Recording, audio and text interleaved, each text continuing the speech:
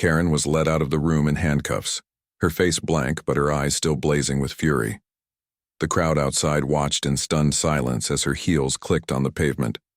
I stayed inside, watching her being taken away, then turned to the others. The room was quiet now, heavy with the weight of what had just happened. I didn't need to say anything. My evidence had spoken loud enough. The bank statements, the hidden files, the encrypted drives. All of it was in the hands of federal agents now. Karen's empire of lies was crumbling faster than she could scream, but I knew better than to celebrate just yet. Karen's fall was the opening move.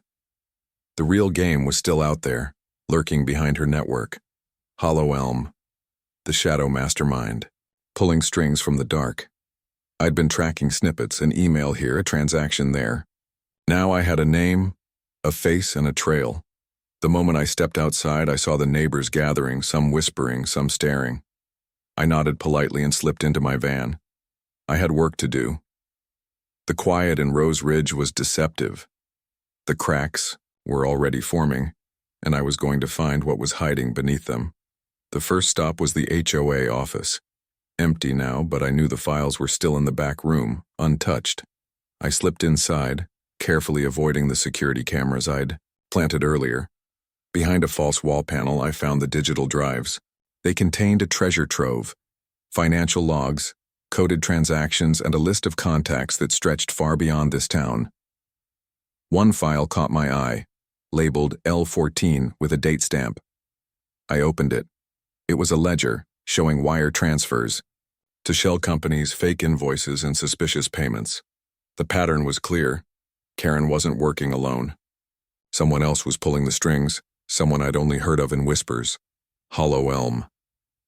I copied the files onto a secure drive and slipped out before anyone noticed. My job wasn't done. Not yet.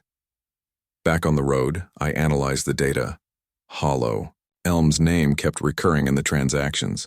Every shell company, every fake invoice linked back to him.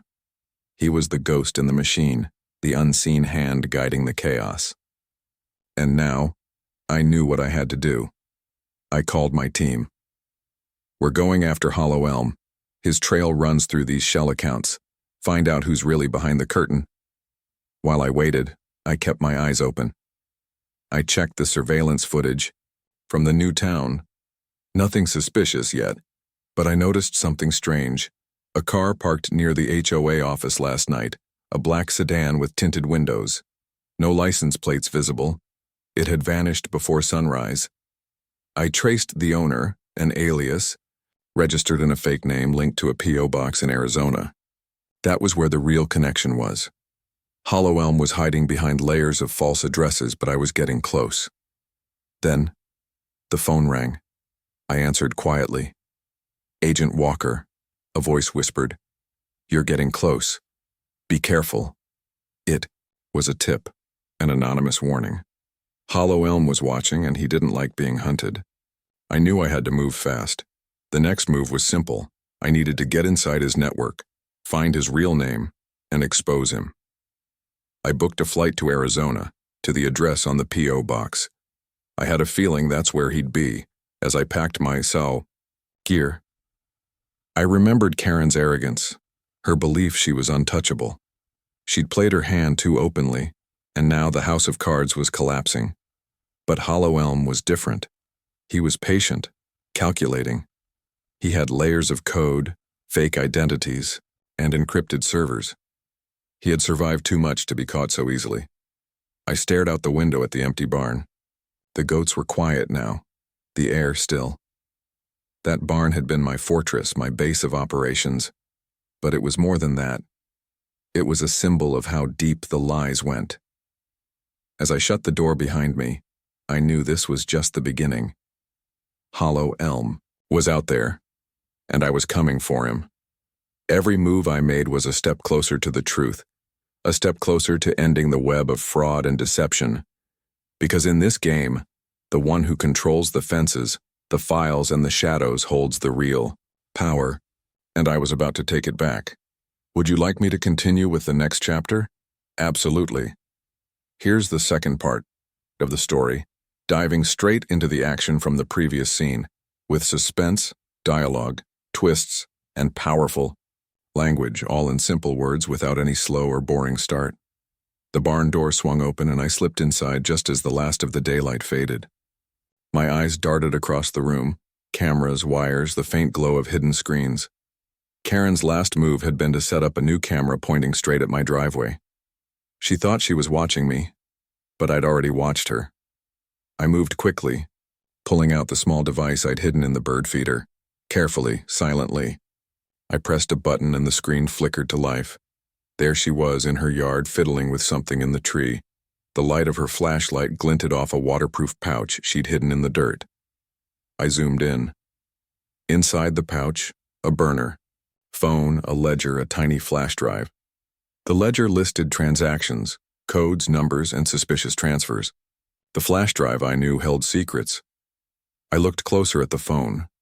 She'd just been there, crouched, late at night.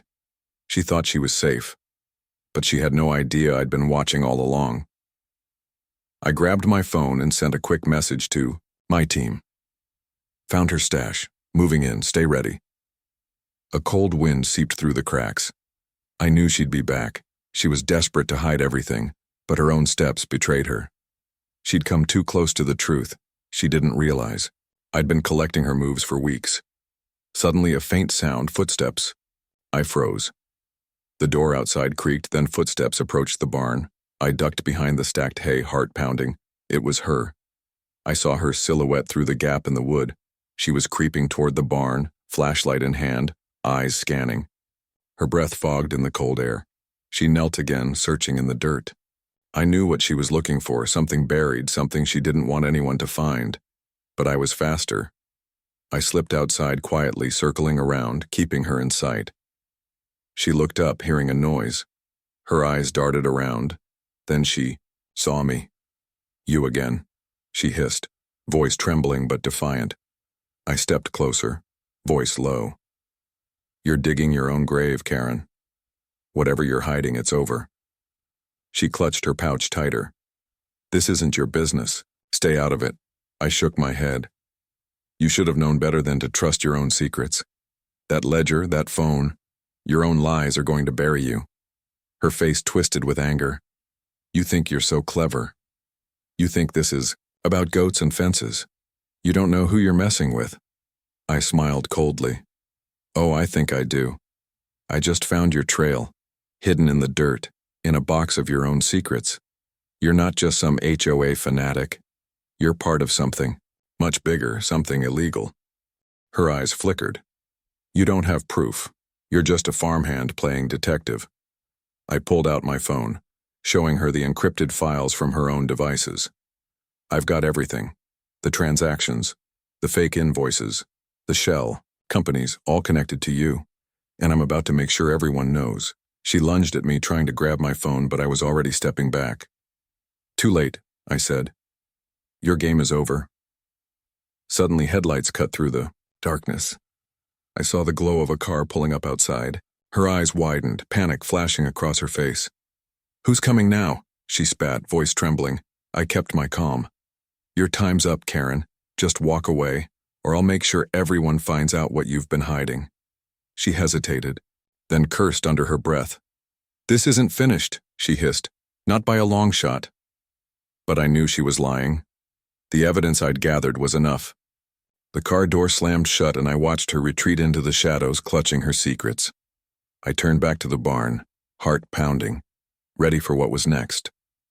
Because I knew this wasn't over. Not yet. The real storm was just beginning. The door to the sheriff's SUV slammed shut behind Karen, her face a mix of fury and shock. I watched from the shadows, my heart pounding. The evidence was finally in her hands, her empire of lies collapsing around her. But I knew better than to think this was over. Inside the van, I grabbed the encrypted flash drive, my fingers trembling slightly. I'd already decrypted half of it, proof of her money laundering, illegal surveillance, and her deep ties to Hollow Elm. But I wasn't done yet. Suddenly, the radio crackled to life. Agent Walker, we've got eyes on another suspect. Close. By. My stomach twisted. I looked around. The night was thick, silent except for the faint hum of the engines. I had seconds. I slipped out, moving fast. Every step was calculated. Karen's arrest was just the first domino. Hollow Elm was still out there, hiding behind layers of fake names, shell companies, and encrypted servers. And I knew he was watching, waiting to see what I'd do next. Then, I saw it, a shadow flickering near the woods, a figure just out of sight watching me. A figure who knew I was onto him. I reached into my pocket and pulled out a tiny device, a tracker I'd hidden weeks ago. I slipped it onto a nearby fence post in plain sight. The message was clear. I was coming for him. No more games.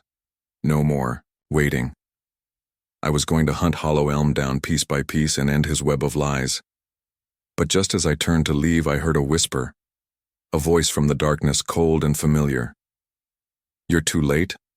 My blood ran cold. I froze. The voice was hollow, calculated, Hollow Elm himself. "You think you've won," he said. "But I've already moved beyond your reach. You're just chasing shadows, Agent Walker." I clenched my fists. "This isn't over. I've got everything I need now." He laughed softly, a sound that haunted the night. "You've only scratched the surface. The real game is just beginning." And then silence. I stared into the darkness, knowing he was right. This was bigger than Karen, bigger than any of us. It was a web that stretched across states, tangled in lies, greed, and power. Hollow Elm had been pulling the strings all along, using HOA, money laundering, and black ops as his tools. I looked down at the tracker, blinking. It was still active. I could follow it into the heart of his operation. But I also knew something else. Hollow Elm wanted me to come after him. He'd baited me into this game. I took a deep breath. I wasn't just hunting a man anymore. I was hunting a system that had buried itself deep beneath the surface, hiding in plain sight. And I was about to tear it all down. Because the truth was, the greatest danger isn't the shadow behind the curtain. It's the people who believe they're untouchable, who think they're gods of their little kingdoms. Hollow Elm had played his hand. Now, it was my turn. I pressed the button on the tracker, and as the lights of the town dimmed behind me, I whispered into the night. This isn't just the end of the story. It's the beginning of the last chapter. And I knew deep down this was a story no one would forget.